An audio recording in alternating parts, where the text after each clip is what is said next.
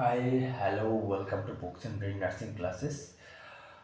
Model পেপারে এই first question বা এই ফার্স্ট এপিসোড, তো চেষ্টা করবেন পুরো ভিডিও দেখার জন্য। Most important relate to hospital as a staff nurse আমার কি কি অকুপেশন রিলেটেড হ্যাজার্ড হতে পারে, লাইক এমএসআই থেকে শুরু করে নিডলস্টিক ইনজুরি থেকে শুরু করে রেডিয়েশন থেকে শুরু করে, যেগুলো আপকামিং ডাব্লিউবিএইচআরবিতে আপনাদের জন্য ভীষণ ভীষণ ইম্পর্টেন্ট হতে যাচ্ছে।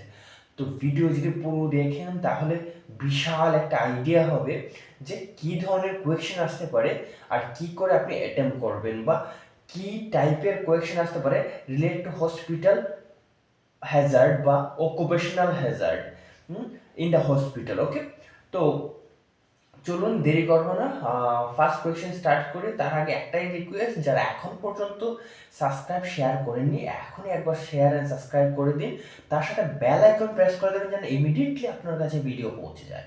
ওকে, তাহলে চলুন first question. The most common occupational Hazard among health care workers hospital acquired. হসপিটালের মধ্যে অকুপেশনাল হ্যাজার্ড মোস্ট কমন যা আপনার কি স্টাফ নার্স বা আদার যারা প্যারামেডিক্স বা ডক্টরস রয়েছে, হেলথ কেয়ার ওয়ার্কার্স, তাদের জন্য সবচেয়ে বেশি হয়, সেটা হচ্ছে নিডল স্টিক ইনজুরি। ওকে, তো উত্তর নিডল স্টিক ইনজুরি। চলুন second question. Needle stick injury commonly transmit, তো নিডল স্টিক ইনজুরি দ্বারা সবচেয়ে বেশি কমনলি কি ট্রান্সমিশন হয়ে থাকে, সেটা কি টিবি না এইচআইভি বা এইচভিভি না এইচসিভি না ম্যালেরিয়া না ইনফ্লুয়েঞ্জা? তো উত্তর কি হবে? এইচআইভি। ওকে, চলো নেক্সট কোয়েশ্চেন।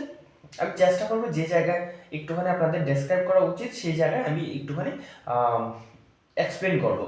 লাইক এইচআইভি মানে আমি যদি ধরি এইডস যদি বলে যে নিডলস্টিক ইনজুরি দ্বারা কত পার্সেন্ট ছড়ায়, সেটা হচ্ছে 0.001% as per AIIMS or as per WHO guidelines. ঠিক আছে, তো আমাদের ইন্ডিয়াতে কত পার্সেন্ট ছড়ায়? 0.001% নিডলস্টিক ইনজুরি দ্বারা কি ছড়ায়? এইচআইভি বা এইডস। ওকে, চলো next question. The maximum risk of transmission after needle stick injury is so hepatitis B, hepatitis C, tetanus না এইচআইভি? তো উত্তর hepatitis B. The maximum risk of transmission after needle stick injury, তো needle stick ইনজুরিতে সবচেয়ে বেশি কোন রোগ ছড়ায়, ট্রান্সমিশন হয়, সেটা হচ্ছে হ্যাপাটাইটিস বি। ওকে, চলো next question. Most effective prevention of needle stick injury, needle stick injury হওয়ার জন্য সবচেয়ে মোস্ট কমন প্রিভেনশন কি, সেটা কি recapping the needles, using the gloves only, না safe disposal in a puncture proof container, নাকি hand washing? তো উত্তর কি হবে? পিপিসি, পাঞ্চার প্রুফ কন্টেইনারে ইউজ করা। ওকে, নিডলগুলোকে কাট করে নেওয়া। Fine, so next question is the colour coding for disposable sharp is yellow, red and white নাকি ব্লু? তো কি হবে বলুন তো? ডিসপোজেবল যখনই বলবে, ইয়েলোতে আমরা কি ছড়াই, আমি টোটালি কোয়েশ্চেনটা ডিসকাস করে দিচ্ছি। তো টোটালি হচ্ছে ইয়েলোতে হচ্ছে গজ বা তুলু মানে কটন বা অ্যানিম্যাল বডি প্রোডাক্ট, এই ধরনের জাতীয় ব্লাড কন্টামিনেটেড যে কোনো জিনিস কোথায়, সেটা হচ্ছে ইয়েলোতে। রেডে কি যাবে? যেগুলো রিসাইকেলবিং করা যায়, অ্যাগেন এই মেটেরিয়ালসগুলোকে ইউজ করে নতুন করে আবার নতুন কোনো মেটেরিয়ালস তৈরি করা যায়, লাইক সিরিঞ্জ বা আপনার এনএস বোতল বা আপনার আদার যেগুলো প্লাস্টিক আইটেমস রয়েছে, ঠিক আছে, সেগুলো ইউজ করা হবে। ওকে, ফাইন। ক্যাথিটার, ঠিক আছে, সেন্ট্রাল লাইন, আইভি ক্যানুলা, সবগুলো রেডে যাবে। গ্লাভস, দেন হোয়াইটের মধ্যে কি যাবে? হোয়াইটের মধ্যে সবচেয়ে বেশি শার্প যাবে। শার্প মিন্স নিডিল, দেন আপনার স্টিলেট, ঠিক আছে, এই ধরনের জিনিসগুলো কোথায় যাবে, সেটা হচ্ছে হোয়াইট কালার পাঞ্চাপ্রুফ। ব্লুতে কি যাবে? Always all the glass materials, vowel and glass, সব ধরনের জিনিস কোথায় যাবে, সেটা হচ্ছে ব্লু। চলো next question. Occupational exposure two TB control mainly through, তো এক্সপোজার কি টিবি কন্ট্রোলের জন্য, সেটা কি ব্লাড না কন্ট্যাক্ট নাকি এয়ারবোন রোডস নাকি ফোমেটস? তো উত্তর কি হবে? Airborne Rhodes. ওকে, তো এয়ারবোন রোডে সবচেয়ে বেশি টিবি কি হয়, ছড়ায়। ওকে, এক্সপোজ হয়। চলুন, health care workers at the highest risk of TB included, কোথায় টিবি সবচেয়ে বেশি হয়, সেটা কি ল্যাবরেটরি টেকনিশিয়ানদের, নাকি ওয়ার্ড অ্যাটেন্ডার্সদের, নাকি নার্স, না অল অফ দ্য অ্যাবভ? তো উত্তর কি হবে, অল অফ দ্য অ্যাবভ। সবারই হেলথ কেয়ার অ্যাসোসিয়েটেডের মধ্যে যারা যারা রয়েছে সবাই হাই রিস্কে রয়েছে কি ছড়ানোর, টিবি ছড়ানোর। ওকে, চলো next question, the most common, 8 number question, the most common chemical Hazard in the hospital, সেটা কি লেড, মার্কিউরি, নাকি ফর্মালডিহাইড, নাকি বেনজিন?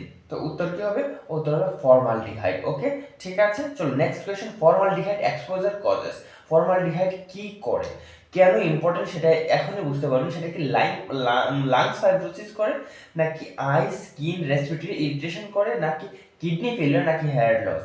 তো উত্তর কি হবে, is the eye skin and respiratory irritation. Okay, চলো next question, mercury exposure in the hospital is the commonly form the X-ray technician mercury, ঠিক আছে, পারদ। ওকে, সেটা কি থার্মোমিটার, বিপি অপারেটরস, নাকি সিরিঞ্জ, নাকি আইভি ফ্লুইড? তো উত্তর কি হবে, থার্মোমিটার। থার্মোমিটারের মধ্যে যে রিডিং গুলো দেখা যায় বা বিপি অপারেটরসের মধ্যে যেগুলো রয়েছে ম্যানুয়াল নট ডিজিটাল, সেগুলোতে কি হয়, মার্কুরি থাকে। তো mercury exposure, mercury is one of the most critical কি পয়জন, যা সেকেন্ডের মধ্যে একজন লোককে মেরে দিতে পারে। ঠিক আছে, তো mercury is the most dangerous poisonous.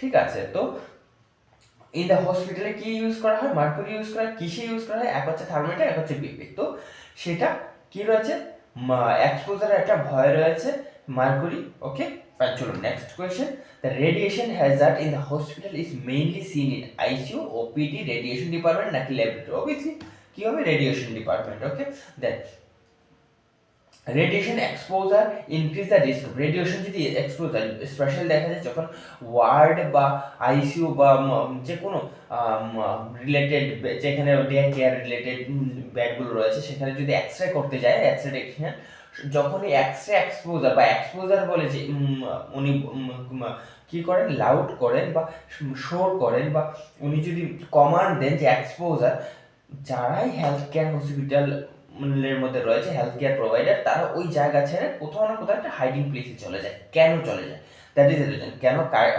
Cataract cause করে, নাকি ক্যান্সার কজ করে, নাকি ইনফার্টিলিটি ক্রস করে? তো উত্তর কি হবে, অল অফ দ্য অ্যাবাভ।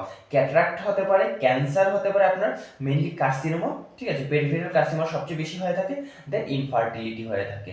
তো radiation exposure one of the most dangerous risk for cataract, cancer and infertility. Okay, fine. So next question, 13 number question.